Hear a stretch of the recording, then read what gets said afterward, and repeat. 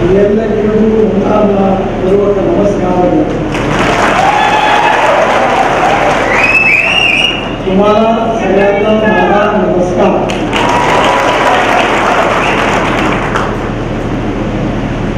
आपले लोकप्रिय उमेदवार माननीय निखिल उमेश कट्टी,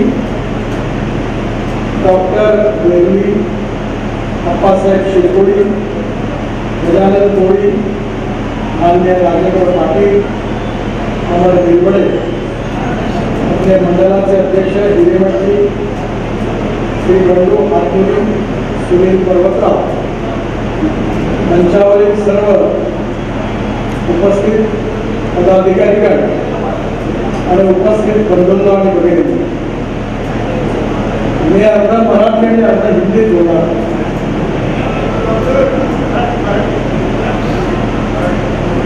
मला अतिशय आनंद झाला की आज या ठिकाणी आल्यानंतर मला निखिलजींनी सांगितलं की त्यांच्या क्षेत्रामध्ये 80% सिंचन झालेलं आहे. मी आतापर्यंत अनेक गावात गेलेलो आहे, पण 80% सिंचन ज्या क्षेत्रात आहे असं क्षेत्र पहिल्यांदा मला पाहायला मिळालं. याबद्दल माझे जुने सहकारी उमेशजी आणि त्यांचे चिरंजीव निखिल या दोघांनी या क्षेत्रामध्ये पाण्याची जी सोय केलेली आहे त्याबद्दल मी त्यांचं मनापासून अभिनंदन करतो आणि त्यांना मी वॉटर रिसोर्सेस खात्याचा मंत्री होतो आणि त्यावेळी मी असं सांगितलं होतं की देशातली सगळ्यात मोठी समस्या कोणती असेल तर पाण्याची. देशामध्ये पाण्याची कमी नाही आहे, पाण्याच्या नियोजनाची कमी आहे. आंध्र प्रदेशमध्ये पोलावरम म्हणून एक मोठं धरण गोदावरीवर बांधण्याकरता मी वॉटर रिसोर्सेस मंत्री म्हणून 60,000 कोटी रुपये दिले आणि त्या धरणाचं काम आता जवळपास पूर्ण होत आलेलं आहे. आणि त्यातलं बरंचसं पाणी अजूनही धरण बांधल्यानंतरही पाणी समुद्रामध्ये 1300 TMC पाणी समुद्रात वाहून जाणार. त्यावेळी मी योजना तयार केली होती की गोदावरीचं पाणी जे आहे ते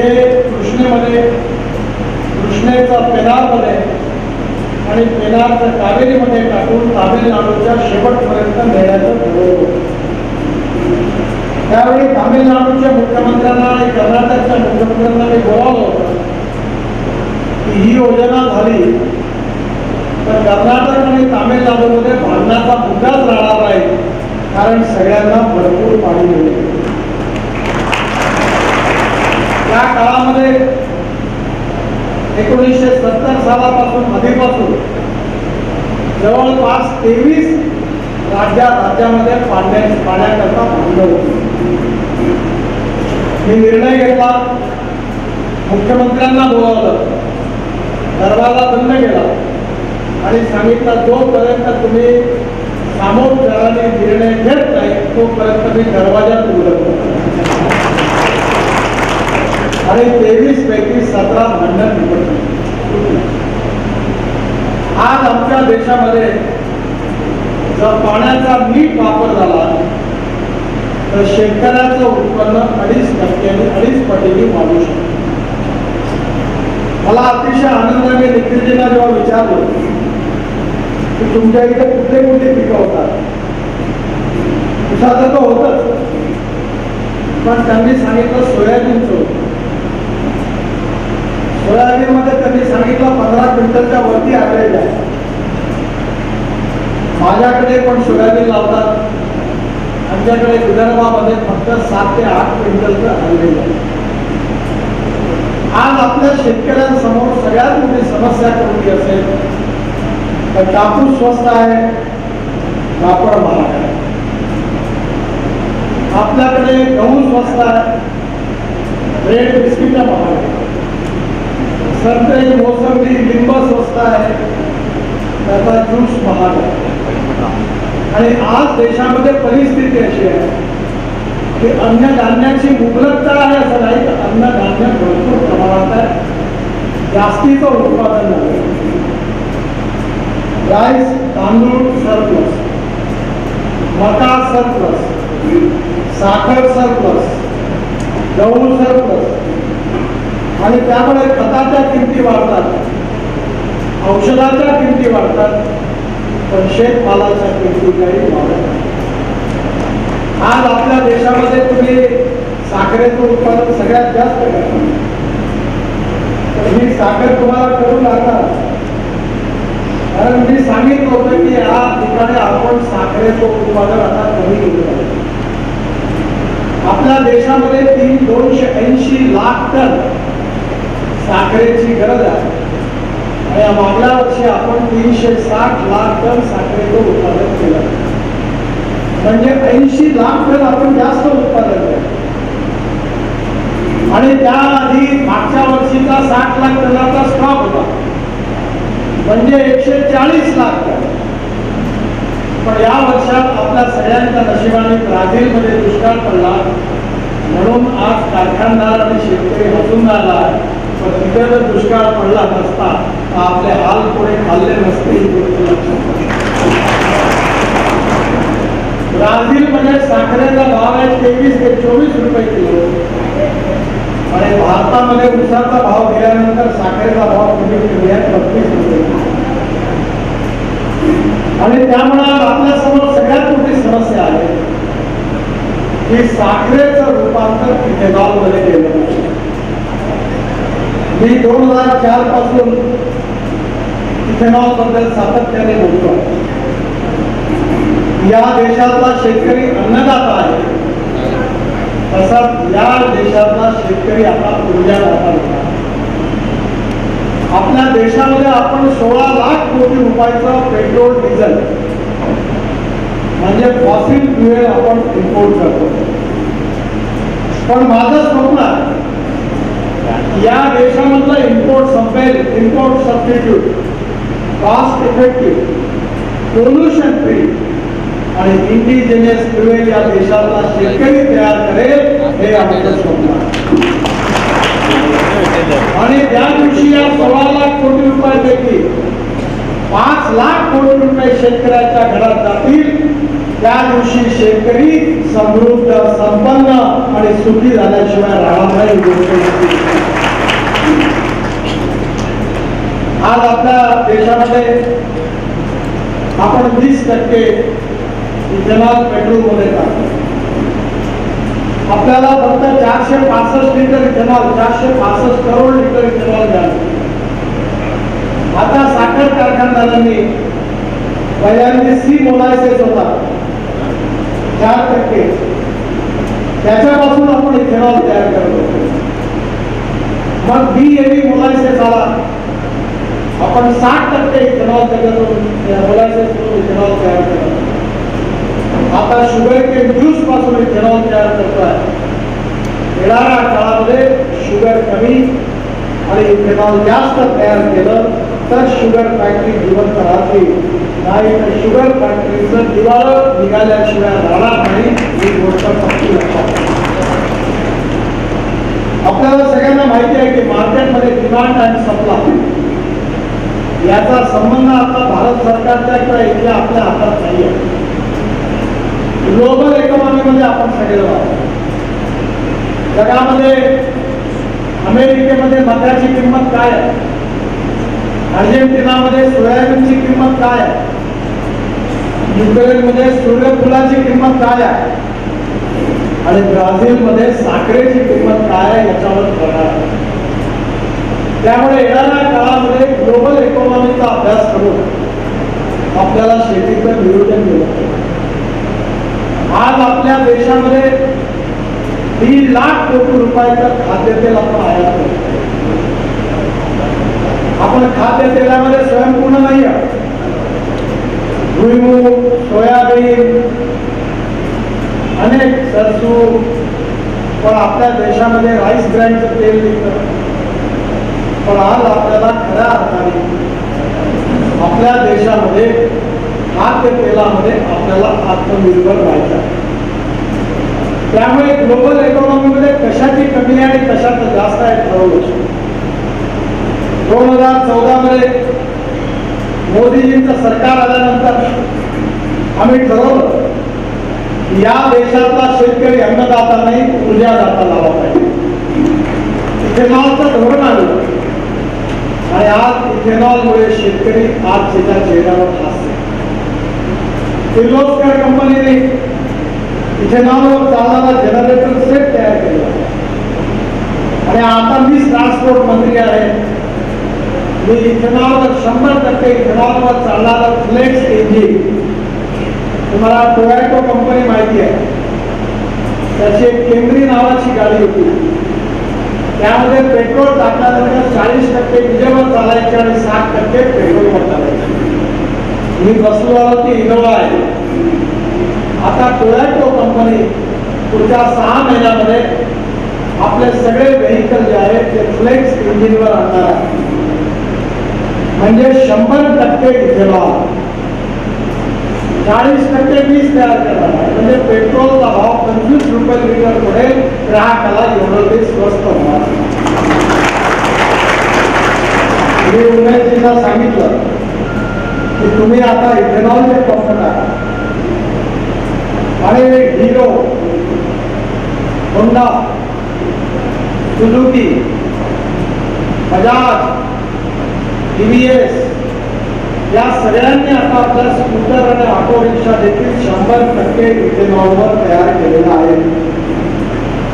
पुण्यामध्ये 3 इथेनॉलचे पंप उद्घाटन झालेलं आहे. त्यामुळे येणाऱ्या काळामध्ये आपल्या शेतकऱ्याच्या मुलांनी जर इथेनॉलवर चालणाऱ्या स्कूटर आणि मोटरसायकल विकत घेतल्या तर आपल्या ऊसापासून तयार झालेलं इथेनॉल तुम्ही पेट्रोलच्या ऐवजी वापरलं तर आपल्याला आपलं इथेनॉल विकत घेण्याकरता कोणाकडे जावं लागणार नाही. आणि म्हणून माझी विनंती आहे की येणाऱ्या काळामध्ये आपला विकास व्हायचा असेल तर ऊस आपण लावणार, कारण ऊस हे असं पीक आहे, किती पाऊस हो काही हो पण ऊसाचं उत्पादन होतं. त्यामुळे आता ऊसाच्या याच्यावर उत्पादन वाढणार, पण साखर कमी करून ऊसातून इथेनॉलमध्ये कन्वर्ट करणं या शेतकऱ्यांचं, साखर कारखान्यांचं आणि देशाचं. त्याचबरोबर साखर कारखान्यामध्ये वेस्ट वॉटर, आपल्या देशाला आपल्याला स्वयंपूर्ण व्हायची योजना आपल्या सरकारने हातात घेतली. हायड्रोजन, माझ्याकडे गाडी आहे, ही गाडी हायड्रोजनवर चालते. माझी तुम्हाला विनंती आहे की यानंतर साखर कारखानदारांनी आता हायड्रोजन तयार केलं पाहिजे. आपण कोळशापासून तयार करतो ते हायड्रोजन ब्लॅक हायड्रोजन, आपण पेट्रोलियम पासून तयार करतो ते जे आहे ते ब्राऊन हायड्रोजन, आणि जे बायोमास पासून, पाण्यापासून तयार करतो ते ग्रीन हायड्रोजन. येणाऱ्या काळामध्ये बगास पासून आपण हायड्रोजन तयार करू शकतो. बायोडायजेस्टर मध्ये बगास टाकल्यानंतर मिथेन निघतो, मिथेन पासून CO2 वेगळा केला ते हायड्रोजन तयार करता येईल. आणि येणाऱ्या काळामध्ये शेतकरी ऊर्जादाता झाला पाहिजे, हेच आमच्या सरकारचं धोरण आहे. गावं समृद्ध झाले पाहिजे, शेतकरी कर्जमुक्त झाला पाहिजे आणि तरुण मुलाच्या हाताला काम मिळालं पाहिजे. मला अतिशय आनंद आहे की तुमच्याकडे तांदूळ नाही होते, पण अनेक भागामध्ये पंजाब हरियाणामध्ये तांदूळ होतो. त्यातून जे राईस जो आहे त्याला हिंदीमध्ये परळी असं म्हणतात, परली. आणि ये परली जो है वो उत्तर भारत में किसान जला देते हैं, जिसके कारण दिल्ली में प्रदूषण होता है. अभी हमने पानीपत में एक प्रोजेक्ट शुरू किया है, इंडियन ऑयल, परली से 1 लाख लीटर इथेनॉल और करीब 150 टन बायो बिटुमिन तैयार होगा. अभी नई टेक्नोलॉजी आई है कि बायोमास से बायो बिटुमिन तैयार होगा. हमारे देश में 80 लाख टन बिटुमिन है, डाबर लगता है. 50 लाख टन हमारी रिफाइनरी देती है और 30 लाख टन हम इंपोर्ट करते हैं। अब इंपोर्ट करने की जरूरत नहीं पड़ेगी। अब मैं ऐसी नीति ला रहा हूं कि ट्रैक्टर मोल्डेड 20 लाख रुपए का यूनिट किसान के पास जाएगा और किसान बिटुमिन तैयार करेगा और 30,000 करोड़ किसानों को मिलेंगे। किसान अब अन्नदाता, ऊर्जादाता, इसके बाद बिटुमिन दाता बनेगा। तुम्हारे गांव में जो रोड बन रहे हैं, उस रोड पर बिटुमिन किसानों ने बना हुआ है। मुझे विश्वास है कि गेहूं, चावल और मक्का लगाकर किसान की तकदीर को नहीं बदला जा सकता और इसलिए अन्नदाता, ऊर्जादाता, बिटुमिन दाता किसान को बनाना ये समय की आवश्यकता है और हमारी सरकार ने इसी पे निर्णय किया और इसलिए गांव में उद्योग स्थापन होने चाहिए, एग्रो प्रोसेसिंग इंडस्ट्रीज की शुरुआत होनी चाहिए, pre cooling plant, cold storage का निर्माण होना चाहिए, हमारी सब्जियां एक्सपोर्ट होनी चाहिए। एक्यूरेट यहाँ साल भर सब्जी ताजी रहती है और वर्ल्ड में एक्सपोर्ट हो रही है। मैं अपने क्षेत्र में 20 कंटेनर सब्जी काटकर पूरे अमेरिका और कनाडा में एक्सपोर्ट करता हूँ। आने वाले समय में किसानों को समृद्ध और संपन्न करने की नीति हमारी सरकार ने बनाई। कर्नाटक एक प्रगतिशील, समृद्ध और संपन्न राज्य है। कर्नाटक में आईटी इंडस्ट्री का कैपिटल आज पूरे दुनिया में, वर्ल्ड में जो सॉफ्टवेयर इंजीनियर है वो हमारे देश से गए हैं और बंगलोर हमारा आईटी कैपिटल है। हमें विकास की तरफ जाना है, रोजगार निर्माण करना है और गरीबी दूर करनी है और इसीलिए भारत सरकार में मोदी जी के नेतृत्व में हमारी सरकार और कर्नाटक में भी अगर भाजपा की सरकार रहेगी तो विकास की गति दुगनी होगी और डबल इंजन से बुलेट ट्रेन की रफ्तार से गाड़ी चलेगी। मुझे बहुत खुशी है कि रोड के क्षेत्र में मुझे कुछ बोलने की जरूरत ही नहीं है। मैंने इतने रोड बनाए हैं, मुझे मेरे को बोलने के बजाय आखिरी रोड का अनुभव करने में अभी उतरा तो कोल्हापुर से बेलगांव के रोड का काम जोरों में चल रहा था। बहुत रोड मंजूर हुए। ये जो आपका जो काम हमने पूरा किया, 4 लेनिंग ऑफ बेलगांव, बेलगावी, कटारगी, संकेश्वर, नेपाली और कोगनोली, ये गोवास को खानापुर के माध्यम से जो बेहतर कनेक्टिविटी 78 किलोमीटर 543 करोड़ का ये काम हमने पूरा किया। 4 laning of Belgaum Khanapur section, Belagavi, Jagshahpur, Benipur और खानापुर को जो हमने 1100 करोड़ 30 किलोमीटर का रोड पूरा किया। इसके साथ साथ 6 lane Belgaum to Shankareshwar 41 kilometre 1500 crore का जो काम आज शुरू है। 6 lane from Sankeshwar, Kangla, Tavadi, Nipani, Yamagarni, Soldanga, Komoli 38 kilometre 1400 crore का ये भी काम चल रहा है। इसके साथ साथ निपानी चिकोड़ी ये 1900 करोड़ का कोल्हापुर को जोड़ने वाले रोड का भी काम अभी हमने मंजूर किया है। इसके साथ पुणे से बेंगलोर ये ग्रीन फील्ड 35,000 करोड़ का नया रोड हम बना रहे हैं, जिससे पुणे से बेंगलोर 4.5 घंटे में एक नया विकास होगा, रोड होगा, जल संवर्धन के काम शुरू है, क्योंकि 21वीं सदी की राजनीति है, ये विकास की राजनीति है। जहां गरीब मजदूर किसान का कल्याण करने की आवश्यकता है। हमारी राजनीति जातीयवाद की, सांप्रदायिकता की राजनीति नहीं है। हम देश को मजबूत करना चाहते हैं। कोई भी व्यक्ति उसकी जात, पंथ, धर्म, भाषा और सेक्स से बड़ा नहीं होता। उसके गुणों से, उसके कार्य से बड़ा होता है, इसी बात पर हमारा विश्वास है। उमेश जी से मेरे बहुत अच्छे संबंध थे। आज यहाँ आने के बाद मुझे उनकी याद आ रही है, जो बीजेपी का अध्यक्ष था तो येदियुरप्पा जी के साथ बार बार वो मुझे मिलते थे। आज उनका अचानक जाना भारतीय जनता पार्टी के लिए, क्षेत्र के लिए भी, कर्नाटक के लिए भी बहुत बड़ा नुकसान है। और उनके जिम्मेदारी को लेकर उनका जो बेटा है वो उसी स्पीड से आप सबके लिए काम करना चाहता है।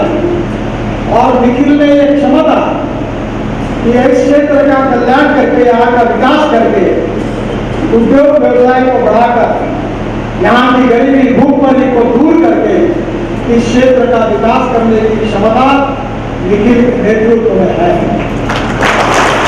और इसीलिए मैं आपके सामने ये आह्वान करने के लिए आया कि इस चुनाव में भारतीय जनता पार्टी को जिताइए, निखिल को प्रचंड मतों से विजय करिए और भारतीय जनता पार्टी को आपकी सेवा करने का फिर से एक बार अवसर दीजिए।